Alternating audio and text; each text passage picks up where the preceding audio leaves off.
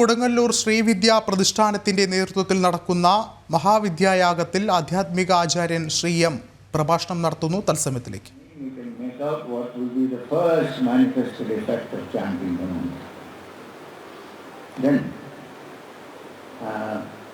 There is general division of what is called Hari Vidya and Khadi Vidya. Hari Vidya means the Bijakshara that starts, with which you start, is Ha. In Khadi Vidya, the first letter of Bijakshara is Ka. General division. അപ്പോൾ സൗന്ദര്യലഹരി പരിവശ്യരഹസ്യം ഇതൊക്കെ വായിക്കുമ്പോൾ നമുക്ക് ബീജാക്ഷരം കിട്ടും. സൗന്ദര്യലഹരിയിൽ 32ാമത്തെ ശ്ലോകത്തിൽ ആദി ശങ്കരാചാര്യ വളരെ കെയർഫുള്ളും ക്ലിയറല്ലാതെ കെയർഫുള്ളായിട്ട് എല്ലാ പണ്ഡിത ശാസ്ത്രീയ 15 ബീജാക്ഷരം അതിനായിട്ട് വെച്ചിട്ടുണ്ട്. അതെങ്ങനെയാണ് തുറന്ന് നോക്കണത് എന്ന് നമുക്ക് മനസ്സിലാക്കണം. അത്രയേ ഉള്ളൂ. അത് പറഞ്ഞാലും ഞാനിപ്പോൾ അത് എക്സ്പോസ് ചെയ്താലും അത് വെറുതെ ഇങ്ങനെ ഇരിക്കുന്നുണ്ട്, അതൊന്നും ആവില്ല. അതിനെ ഒരു ദീക്ഷ വേണം. ഗണപതി കഴിഞ്ഞ് ബാക്കിയുള്ള ക്രമത്തിൽ തന്നെ ഇത് ചെയ്യണം. ബാലമന്ത്രം ചെയ്ത് കഴിഞ്ഞിട്ടേ ശ്രീവിദ്യയിലേക്ക് പോകാവൂ. പിന്നെ അതിൽ ഒരു ബീജാക്ഷരം കൂടെ ചേർക്കുമ്പോൾ അത് ഷോഡശാക്ഷരിയാവും, 16 അക്ഷരം. ഞാനതിപ്പോൾ അക്ഷരം പറഞ്ഞ കുഴപ്പമൊന്നുമില്ല. കാരണം ഭാസ്കരായുടെ വരവശ്യ രഹസ്യത്തിൽ ഉണ്ട്. എന്നാലും സംസ്കൃതം വായിക്കാറില്ല, അതുകൊണ്ട് പേടിക്കില്ല. ഉണ്ട്. അത് ഞാനിപ്പോൾ അത് പറഞ്ഞാലും അത് ദീക്ഷയാണെന്ന് വിചാരിക്കരുത്. കാരണം അങ്ങനെയല്ലത്. അത് വെറുതെ ബീജാക്ഷരം നമുക്ക് പറയാം, പക്ഷെ അത് ദീക്ഷയല്ല. അപ്പോൾ അത് സൗന്ദര്യലഹരിയിൽ കമൻട്രി, ഭാസ്കരായുടെ കമൻട്രി അനുസരിച്ച് 32ാമത്തെ ശ്ലോകത്തിൽ ആദിശങ്കരൻ ഒളിച്ചു വെച്ചിരിക്കുന്ന ബീജാക്ഷരങ്ങൾ സകലരി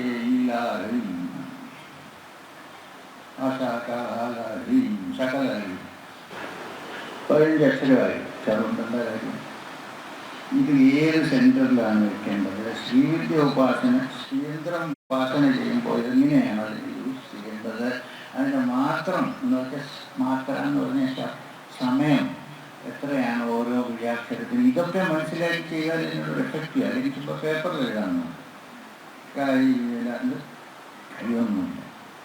അവസാനം ശ്രീ ബീജാക്ഷരം ചേർക്കുമ്പോൾ അത് സർവസാക്ഷിയായിട്ട് മാറും. അപ്പോൾ എനിക്ക് ലൈസൻസ് ഉള്ളത് ഈ മന്ത്രശാസ്ത്രം വഴിയുള്ള ശ്രീവിദ്യ ഉപദേശിക്കാൻ അതേ ചാൻസസിലുണ്ട്. സാധാരണ യോഗ സാധനയാണ്. എന്ന് വെച്ചാൽ യോഗതന്ത്രം. ഞങ്ങളുടെ പ്രാക്ടീസസ് എല്ലാം അതൊക്കെയാണ്. ഓരോ ചക്രത്തിൽ 7 ബീജാക്ഷരം വെച്ച് എത്ര നേരം ജപിക്കണം എന്നുള്ളതാണ് ഞങ്ങളുടെ പേഴ്സണൽ പ്രാക്ടീസ്. എൻ്റെ അഥവാ ആരെങ്കിലും ശ്രീവിദ്യ ശരിക്കും പ്രാക്ടീസ് ചെയ്യുകയാണെങ്കിൽ ഞങ്ങളുടെ ദീക്ഷയെടുത്ത് അതിൻ്റെ ക്രമം അനുസരിച്ച് ചെയ്ത് സിദ്ധി ഉണ്ടായാൽ ആ മനുഷ്യനെ നമുക്ക് കണ്ടാൽ എത്ര ഒളിച്ചിരുന്നാലും ഒളിച്ചിരിക്കാൻ പറ്റില്ല. കാരണം ദേവിയുടെ ആ ഒരു എനർജി അതിങ്ങനെ ഷൈൻ ചെയ്യും. അത് നമുക്കത് അതിനെ ഒളിച്ചു വയ്ക്കാൻ പറ്റില്ല. അപ്പം അതിനെ ഒളിച്ചു വെച്ച് ജീവിക്കുന്നതാണ് ഏറ്റവും നല്ലത്. ആർക്കും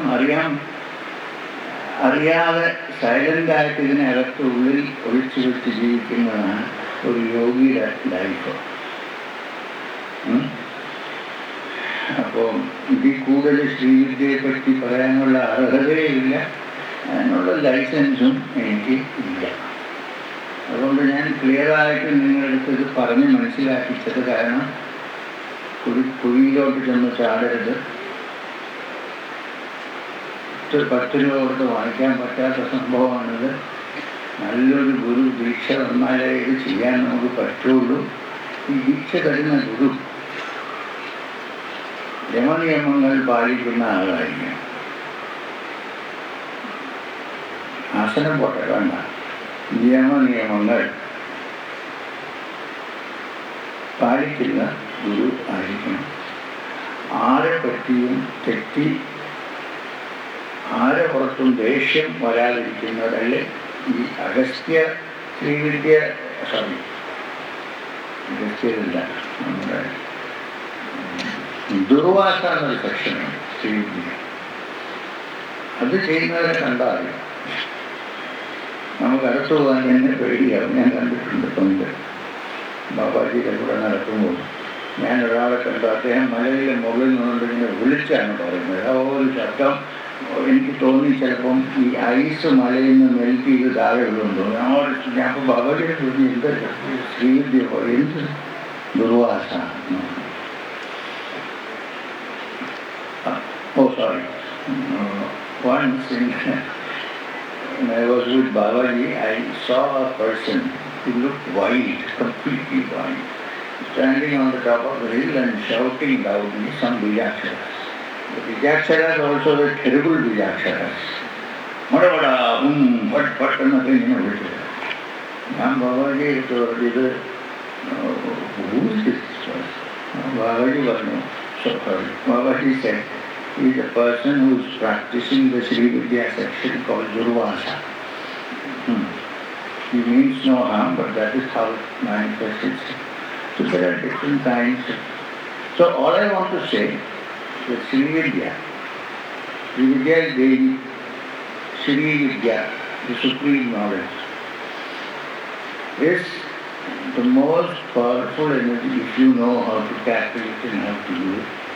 Available to us on this earth, given by great people in hidden ways so that everybody doesn't quickly catch on to it. And it's like splitting a small atom. Bijaksharas are very small. What happens when a small atom splits? Hiroshima, Nagasaki. So, the energies that can be set free through Sri Vidya are like 500 megaton bombs.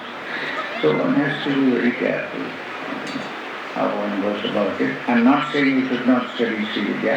Better start with the worship of the Devi externally, or the worship of Sri Yantra, learn from somebody how to do it, and then slowly go into the deeper aspects of Sri Vidya. ഇതിൽ കൂടുതൽ ശ്രീവിദ്യയെ പറ്റി ഒന്നും പറഞ്ഞില്ല. ഒന്നുകൂടെ ഞാൻ നന്ദി പറയുന്നു ഈ സ്റ്റേജിൽ എന്നെ വിളിച്ചത്. ബാബാജിയുടെ ആശീർവാദം കൊണ്ടാണ് ഞാൻ ഇരിക്കുന്നത്.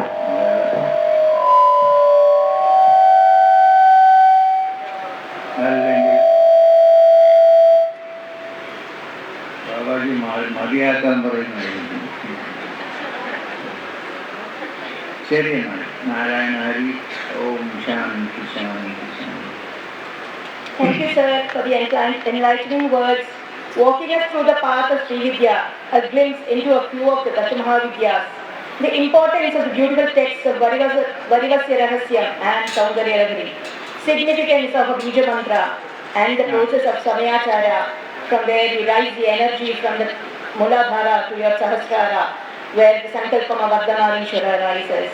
The differentiation between the Hari and the Ragini-vidyas, the Panchadashi Mantra, and most of all, the importance of Panchadashi hidden in Sloka 32 of the Saundarya Lagari. Thank you, sir. Thank you so much for this enlightening speech. I now request Rajiv Raman Katta, sir, to please honor Shriyanji.